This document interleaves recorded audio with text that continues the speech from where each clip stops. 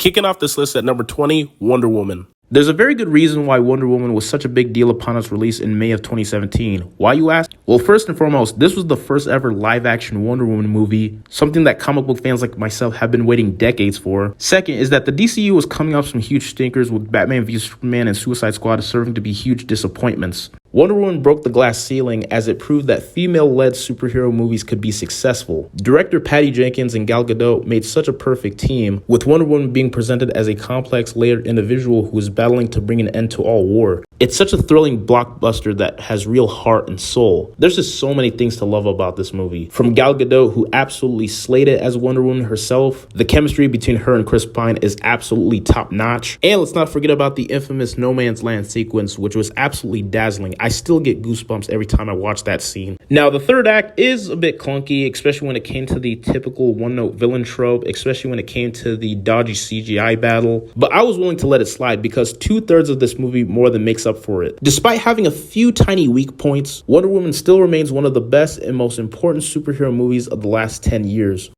Number 19, The Hunt. The Hunt may be a movie that's not fun to watch at all due to the heavy subject matter, but it's definitely a movie that is well put together, brilliantly acted, and it'll definitely get some sort of reaction from you. The movie follows the unsettling story with Mads Mikkelsen as a divorced kindergarten teacher named Lucas, who is falsely accused for sexually abusing a little girl in his class. Once everybody gets a word of this lie, Lucas immediately becomes the target of the whole entire city as he's treated like public enemy number one. With Mads Mikkelsen's outstanding and convincing performance as a man whose life is being torn apart by a little white lie that nobody can save him from, it's very hard not to feel sympathy for the guy as he not only struggles to prove his innocence but also to gain custody of his son Marcus. The film does such a stellar job of depicting how a little innocent lie can destroy a man's life and human relationships, as director Thomas Vinterberg superbly managing to create a bleak depiction of the danger of mass hysteria. Coming at number 18, Alita Battle Angel. Now, if you happen to be an anime fan like myself, then you should know that trying to attempt to make live adaptations from manga or anime comics usually end up being a total disaster. From the atrocity that was Dragon Ball Evolution to the 2017 Death Note movie, it's just downright pointless to have any sort of expectations going into these kinds of adaptations. But somehow, someway, James Cameron and Robert Rodriguez managed to break that anime live adaptation curse with Alita Battle Angel. The charm of this movie comes from the main character Alita, played by Rosa Salazar. Rosa Salazar was outstanding as Alita with her incredible performance as she envelopes the character of Alita, who is very likable with having such a genuine sincerity and heart. Her relationship with Dr. Ito, played by the amazing Christoph Waltz, was also very genuine because the way they had such an endearing father-daughter relationship. Alita Battle Angel may not be perfect, but it's always such an absolute blast for me to sit through, and I'm really hoping we get a sequel to this sooner rather than later. So to Robert Rodriguez and James Cameron, please make it happen. Coming at number 17, Warrior. Even though I don't really consider myself the biggest fanatic when it comes to sports movies, as I find most of them to be very cliche and formulaic, but when it comes to discussing the 2011 movie Warrior, it brilliantly showcases one of the best sibling rivalries in cinema history. In this very emotional and intense sports movie, you have Tom Hardy and Joel Edgerton as two on-screen estranged brothers that come from two different worlds. You have the younger brother Tommy Conlon, who is an ex-Marine looking for redemption, and as for the older brother Brendan Conlon, a former fighter turned teacher whom as a family man struggles to meet ends meet as his financial issues become very overwhelming. Both brothers end up entering the same MMA tournament that promises the winner $5 million. Adding to the family drama is Nick Nolte, who absolutely steals the show by giving the greatest performance of the entire movie, who portrays the father of the two brothers. With Tom Hardy and Joel Edgerton having the perfect amount of chemistry as they battle out in front of the arena, Warrior has such a great display of sibling rivalry and unhealed trauma, making it one of the best sports movies of the 21st century. Number 16, Baby Driver. Edgar Wright's noir-tinged movie Baby Driver is an action musical that is part thrilling heist caper, part jukebox romance, and a full-blown adrenaline rush, all backed by an absolute killer soundtrack. It's definitely like his most fun movie because this was unlike any of his previous works, swapping comedy for car chases but retaining that same sense of fun throughout. And the way the action is set to the music is a stunning feat of direction, cinematography, choreography, and editing. Plus, the film has such an excellent cast, from Ansel Elgort as Baby, Lily James as his love interest Deborah, a cameo from Jon Bernthal, Jamie Foxx as the maniac Bats, Kevin Spacey, and even Jon Hamm. Baby Driver brilliantly showcased why Edgar Wright is one of Hollywood's most gifted actors and sees him moving up on levels in terms of style and execution, and it's just a pure joyride of a movie. Coming at number 15, John Wick Chapter 3 Parabellum. With John Wick Chapter 3 being the third installment of the John Wick series, the legendary hitman is fighting his way out of New York after a $14 million bounty was put on his head, making him the target of some of the most dangerous assassins around the world. As usual, Keanu Reeves gets some of the best moments in this film, but you also have other cast members getting the opportunity to get their time to shine as well. From Mark Dacascos as the vicious assassin Zero, to Halle Berry as the luscious badass Sophia, and even Keanu Reeves' Matrix co-star Lawrence Fishburne. John 3 is exactly what audiences demand from this franchise and delivers a non-stop action, tightly choreographed scenes, impeccable camera work, and an intense performance from Keanu Reeves. Coming at 14, Big Hero 6. The looks of Big Hero 6 is just downright amazing and wholly original. It's probably Disney Channel's first take on the superhero genre, which proves that when it comes to Walt Disney Animation Studios, the only thing that you can expect is the unexpected. While it's very enjoyable and does have some pretty good humor, but at the same time, it can also be very dark, especially the way how it teaches you how to deal with grief and loss. The relationship between Hero and Baymax is definitely the beating heart of this entire movie, especially with Baymax being one of the most lovable characters that Disney has ever created. Like, he was just such a pure delight. Now, sure, this movie definitely has its flaws with having a typical lame twist villain with the infamous line, "That was his mistake." But from the story, visual, and character perspective, Big Hero 6 was such a blast all the way through, as it manages to be a movie that is fun, but also maturity balanced. Number 13, Captain America Civil War. Even though it's a damn shame that the MCU have been on a massive decline in its quality with their shows and movies for the past few years, however, when it comes to discussing Captain America Civil War, it's one of the films that really showcased the franchise at its peak. Unlike most other films in the franchise, Civil War had the most mature approach, as it's perhaps the most character-driven film of the whole MCU. It's a detailed examination between the two conflicting ideologies of Captain America and Iron Man, as the Russo brothers did such a spectacular job of making you choose carefully of whose side you want to be on. It's an argument that you don't automatically choose on the fly, because not only do both have valid points on their side, but they both have their flaws, which makes the animosity between Tony Stark and Steve Rogers all the more compelling. From the iconic airport clash sequence, to the introductions of Chadwick Boseman's Black Panther and Tom Holland's Spider-Man, and most importantly demonstrating the strong friendship between Captain America and Bucky Barnes, Captain America Civil War is unquestionably one of the greatest installments of the Marvel Cinematic Universe, and it's a damn shame that the franchise will never be as good as it was.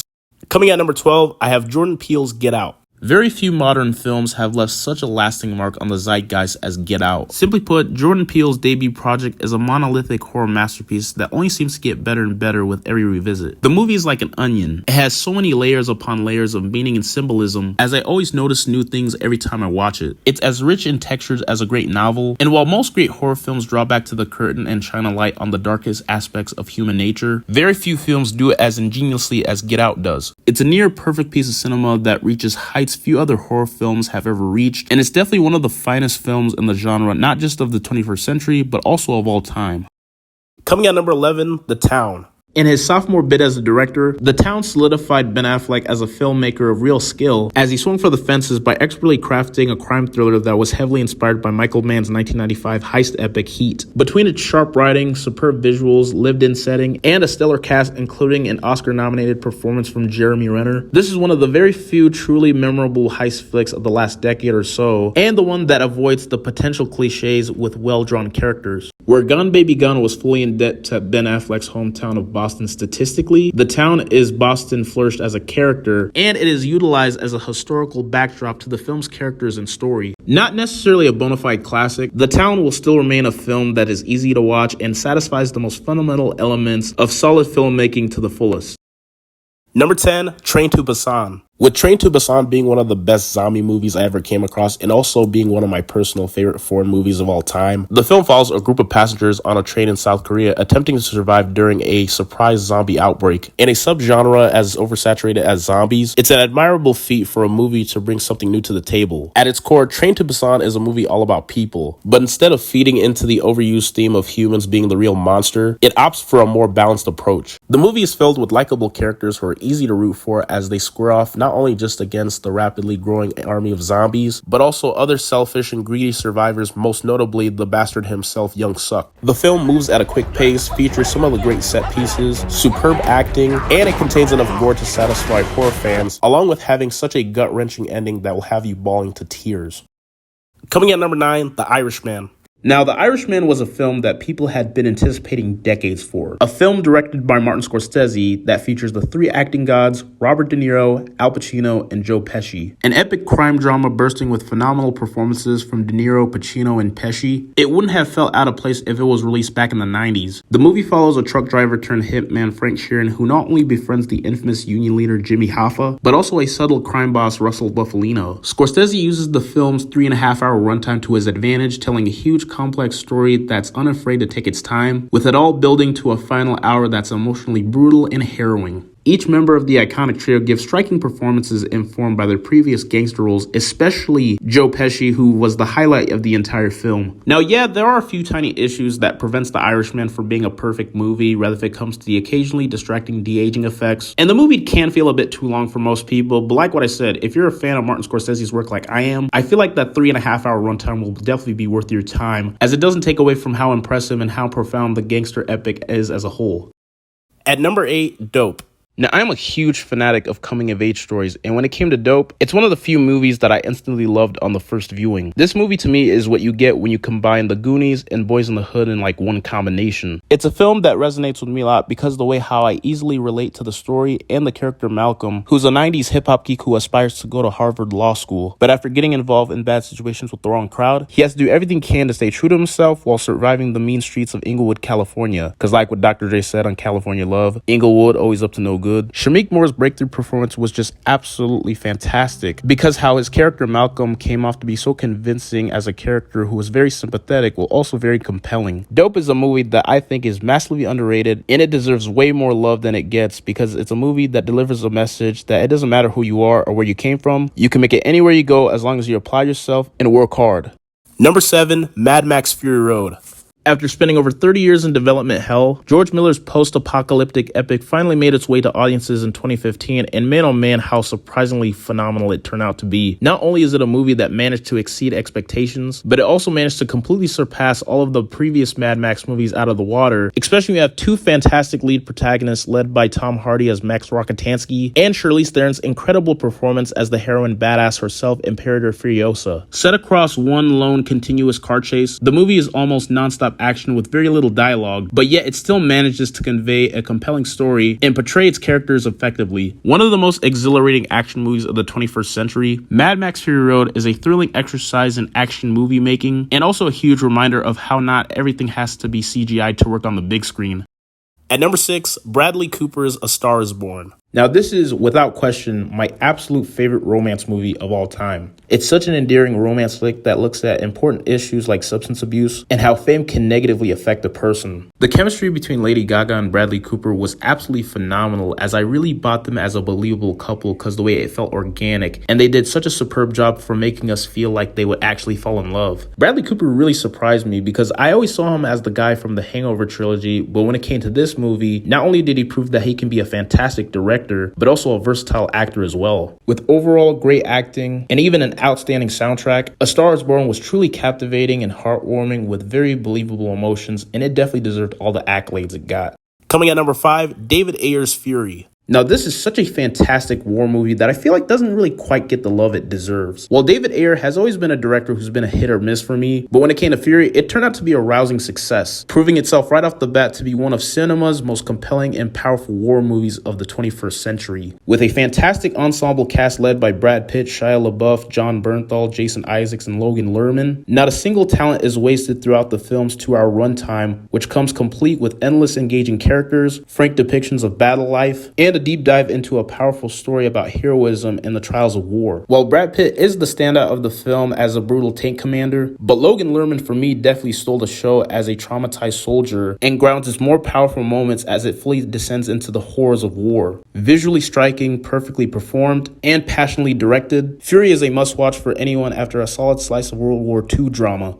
Coming at number 4, Spider-Man Into the Spiderverse. Now, this was something that nobody expected. Into the Spiderverse is an endlessly creative, visually jaw-dropping, and groundbreaking animated comic book movie that has such a beautiful story about a band of misfits finding strength together. Not only does it manage to have clever humor, but it also has some heart-wrenching moments, even with the silliest characters getting their moments of pathos, and the most dramatic characters getting their moments of levity. From the pitch-perfect soundtrack to the stunning animation style that matches the feel of a comic book being brought to life, Into the Spider-Verse is such an absolute pure joy to watch every time, as it not only manages to be one of the greatest comic book movies of all time, but also one of the greatest anime movies of all time as well.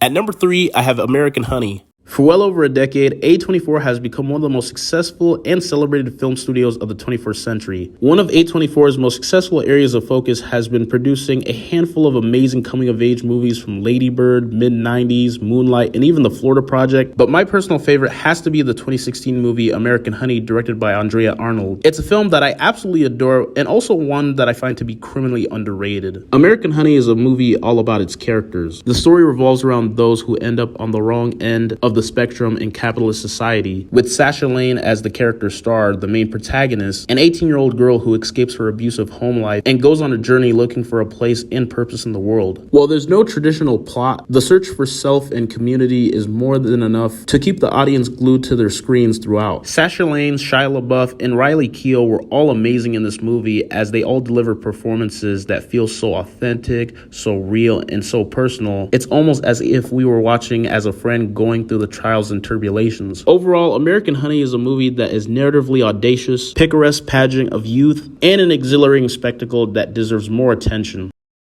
Number 2, Harry Potter and the Deathly Hallows Part 2. Now, to me, this is the textbook example of how you end a long-term movie franchise perfectly. While there have been tons of film series that have tried but failed miserably when it comes to quote-unquote sticking the landing, but Harry Potter and the Deathly Hallows Part 2 really just hit the ground running from start to finish. Director David Yates had a very challenging task of wrapping up the most popular film franchise since Star Wars in a way that would even satisfy the most diehard Harry Potter fans like myself, and he really knocked it out of the park. This is a movie that is a payoff in every sense, from the emotion, action, and relationships to the musical score, the pacing, the story direction, the striking visuals. Everything was just so brilliantly done well. Not only were the set pieces exhilarating, but they're anchored by characters that I grew to love over the course of 8 movies, and it had such a masterful way of cramming in moments that make you jump for joy, and even moments that were tear-jerking. Harry Potter and the Deathly Hallows Part 2 really just felt like the grandest of finales, as it's a movie that is emotionally powerful, uplifting, magical, and overall such a remarkable conclusion to the Harry Potter film franchise as a whole. Chef's kiss. And coming at number 1, The Wolf of Wall Street. The Wolf of Wall Street has to be the most energetic and most charismatic movie that I've ever came across. I'll never forget watching it for the first time and literally just crying of laughter. Directed by Martin Scorsese, it's a pitch-black comedy that chronicles the rise, fall, and the rebirth of New York stockbroker Jordan Belfort from the late 80s to the early 90s. As Belfort, Leonardo DiCaprio possibly gave the greatest performance as a sleazy rich douchebag, as he completely breaks the fourth wall by talking directly into the camera as an unreliable narrator. In addition, it also has an amazing cast with the cameo from Matthew McConaughey, Jonah Hill, who gives the greatest performance as Belfort's right-hand man, and even the amazing Margot Robbie as Belfort's sexy-ass wife. Scorsese's take on the life of Jordan Belfort is filled with humor, drugs, memorable lines, nudity, and the excessive use of the F-bomb. The Wolf of Wall Street is a thoroughly entertaining movie that is such a crowd pleaser and balances lack of deeper meaning with great performances, and as you would expect from Martin Scorsese, a fantastic direction.